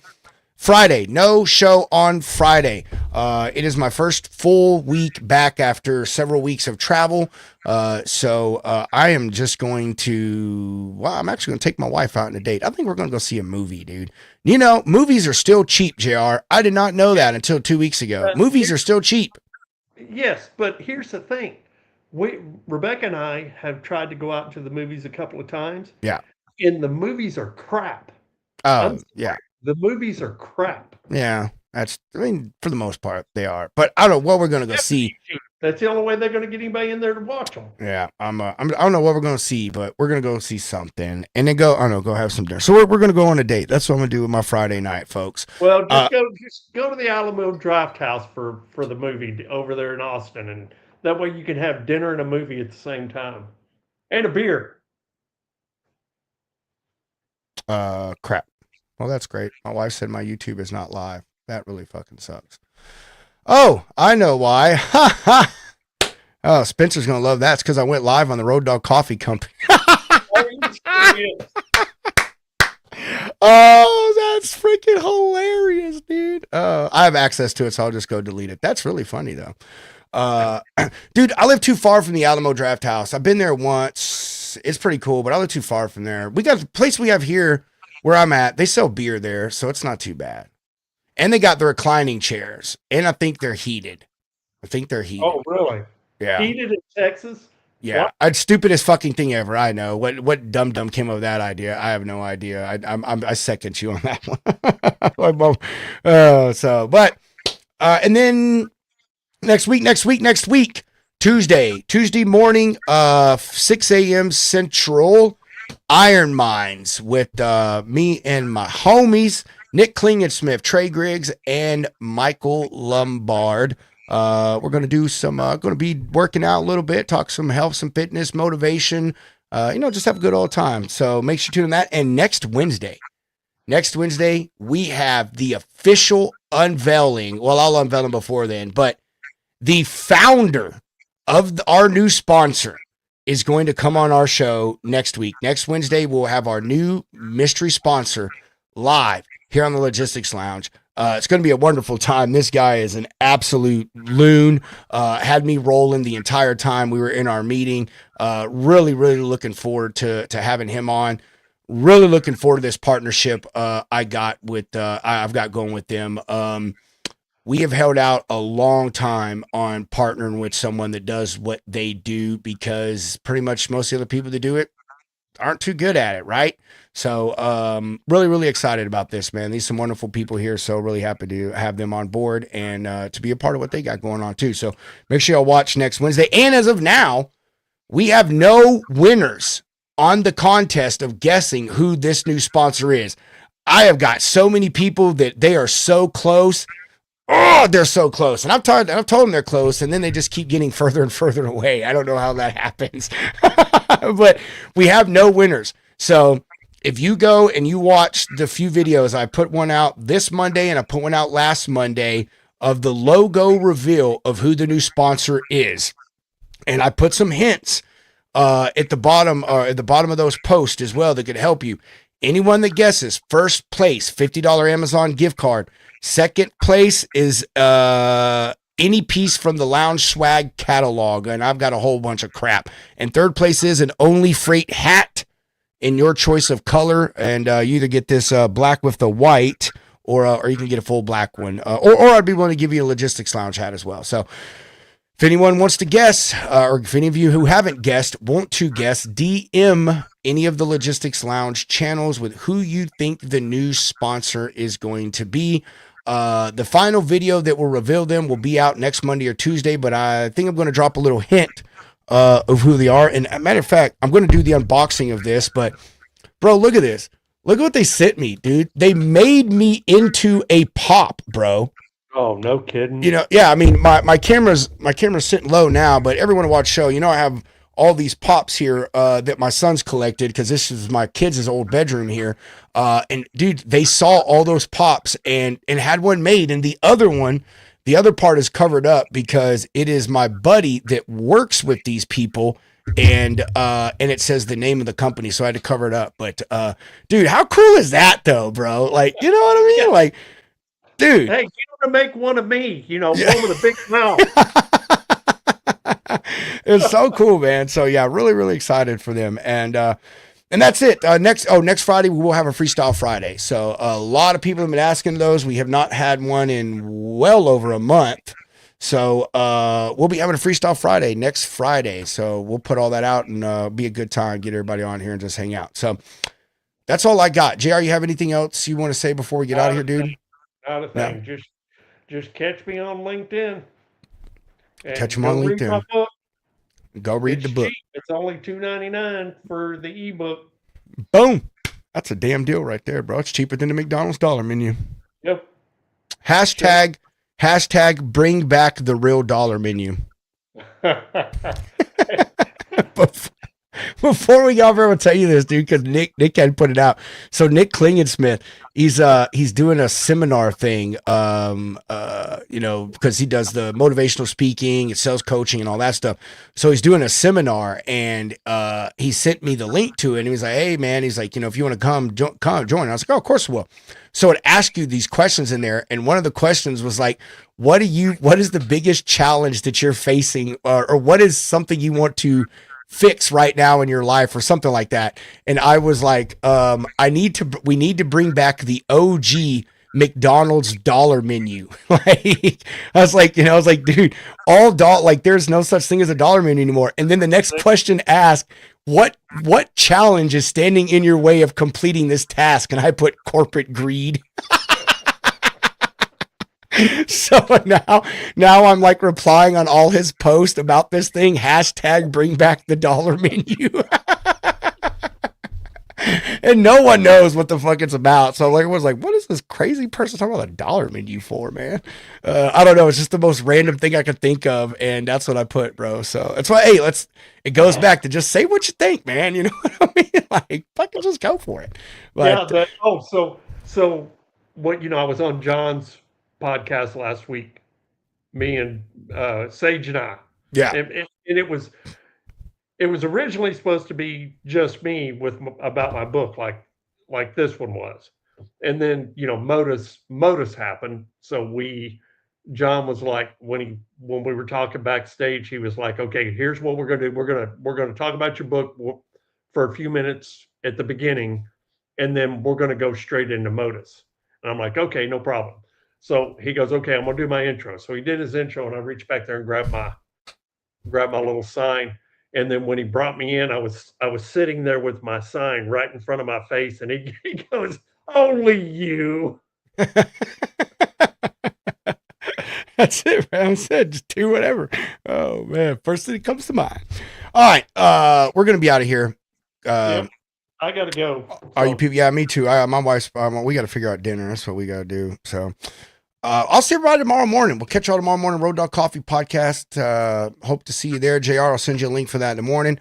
And again, if anybody wants JR's book, make sure you go to Amazon or go to his company's website, bartransportation.net.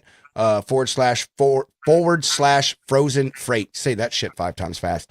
And pick up yourself a copy. As always say, chunk them deuces, and we're rolling some beautiful beans. The views and opinions expressed on this show by its guests are not necessarily those of Lounge Media Group or the show host. So if you sue someone, make sure it's the party responsible for hurting your feelings. Also, grow up, be an adult, and understand not everyone thinks like you. And that's okay.